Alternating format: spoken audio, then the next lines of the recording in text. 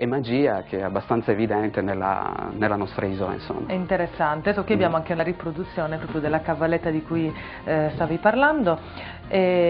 Proseguendo in un'altra area molto interessante delle teche, le teche che racchiudono dei pezzi di tessuto, che non sono pezzi di tessuto a caso, ma normalmente sono per esempio pezzi di broccato, di vestimenta dei religiosi, e quindi sono i paramenti che rappresentano poi la religiosità, e se ne ritrovano veramente di tanti tipi, anche con rappresentazioni di santi, con rappresentazioni quindi del volto dei santi, della Madonna. Questi rappresentano cosa, Don Pani? Allora, qui questo oggetto? È sempre quel mix tra magia e religiosità popolare che è molto molto evidente.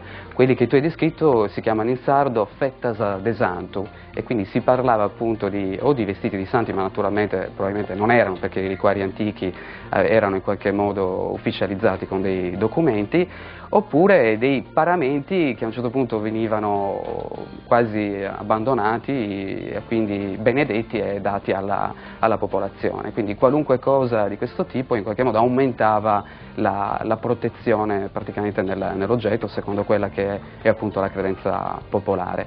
Poi noi in Sardegna li chiamiamo anche Agnus Dei. In realtà Agnus Dei non erano propriamente questi, nella tradizione popolare gli Agnus Dei erano, che vediamo anche uno appunto inciso in argento del maestro Rocca, ecco qui se lo indica. Questo qua, sì. In realtà pensa che questo era un sacramentale, cioè un prolungamento dei sacramenti, e veniva benedetto, non questo tipo qui, ma benedetto dal Papa in pratica, il sabato santo, e era inciso sulla cera del cero pasquale.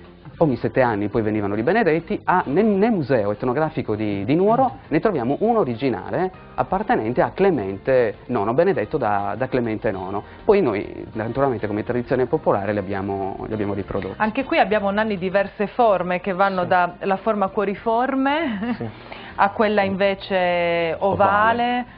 Addirittura anche delle forme a scatoletta tipo quadrato ne ho trovato diverse. Qua abbiamo, allacciandoci al discorso di Don Pani, ne abbiamo uno dove la Chiesa ne garantisce l'originalità e quindi c'è il marchietto della cera lacca. C'è proprio il sigillo, questo è molto interessante. Bello. Sì, questi erano quelli ufficiali in effetti. Ecco, che differenza c'è tra l'oggetto sacro e l'amuleto, il talismano? Cioè, stiamo parlando di due aree completamente differenti. Assolutamente diverse. Io penso che per farci comprendere dai telespettatori sia necessario un racconto siciliano. Se è veloce, sì. Velocissimo. Siciliano, che ho sentito in un discorso tra l'altro di Andrea Camilleri, che parlava di religiosità popolare, e parla di questo contadino che praticamente accudiva un pero. Questo pero, pur innestandolo, potandolo, non produceva assolutamente pere. Allora decide di tagliare i rami, di farne legna e di lasciare il tronco praticamente nel cortile. Allora che cosa succede? Che praticamente uno scultore passa, vede questo tronco di legno e decide di farne un Cristo. Questo Cristo è talmente meraviglioso, talmente così assomigliante col Cristo vero che così si vedeva nell'iconografia, che diventa un oggetto praticamente veneratissimo. Allora cosa succede? Lo mettono in questa chiesa e finalmente il contadino va a vedere questo Cristo perché suo figlio sta molto male e chiede al Cristo: guarda, io ti ho coltivato, io ti ho potato, io ti ho innestato, sono io che ti ho tagliato e in qualche modo ti ho ceduto anche allo scultore.